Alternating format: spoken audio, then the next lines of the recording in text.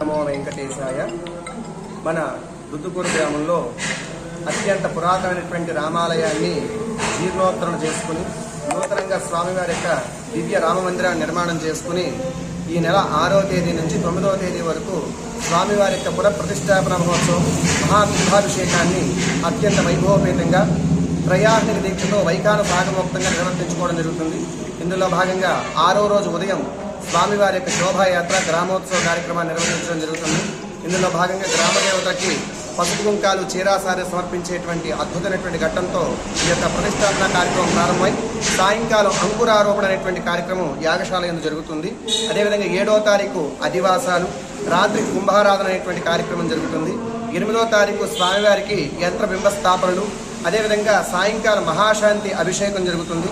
అదేవిధంగా 9వ తారీఖు స్వామివారికి మహాపూర్ణాహుతి కార్యక్రమాన్ని పూర్తి చేసుకుని సుముహూర్త కాలానికి ప్రాణ ప్రతిష్టాపన అనేటువంటి కార్యక్రమాన్ని అత్యంత వైభవపేతంగా నిర్వర్తించడం జరుగుతుంది. ఇందులో భాగంగా ఉదయం 11 గంటల నుండి స్వామివారికి అద్భుతమైనటువంటి అన్న సమారాధన కార్యక్రమం కూడా జరుగుతుంది. కాబట్టి భక్తులు 50 మంది అన్నప్రసాదాన్ని స్వీకరించవచ్చు. విశేషించి ఆ రోజు 9వ రోజు సాయంకాలం స్వామివారి యొక్క దివ్య కళ్యాణోత్సవాన్ని అత్యంత వైభవపేతంగా వైఖాన సాగముక్తంగా నాద గాన వేదముల మధ్య అత్యంత వైభవపేతంగా జరుగుతుంది. కాబట్టి భక్తులు 50 మంది కూడా కళ్యాణాన్ని వీక్షించండి. స్వామివారి యొక్క పరిపూర్ణటువంటి కరుణా కటాక్ష వీక్షణాలకు పాత్ర కావాల్సి మనం చేస్తున్నాం. ఓం నమో వెంకటేశాయ. జై శ్రీరామ్.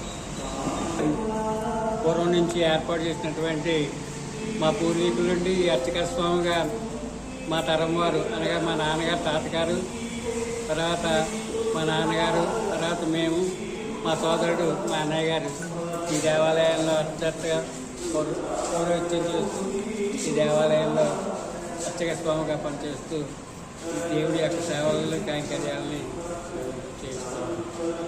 ప్రతిష్ట కార్యక్రమం 6, 7, 8, 9వ తేదీల్లో జరుగుతున్నది. ముఖ్యమైనటువంటి 9వ తేదీ ప్రతిష్టా కార్యక్రమం అనంతరం స్వామివారి దివ్య కళ్యాణోత్సవం కూడా జరపబడుతున్నది. ఆ రోజు గ్రామ వాస్తవులందరికీ పైనుంచి వచ్చినటువంటి భక్తులందరికీ అన్నప్రసాదం కూడా ఏర్పాటు చేయడం కాబట్టి భక్తులందరూ వచ్చి అన్నప్రసాదాన్ని స్వీకరించాల్సిందిగా కోరుతున్నాను.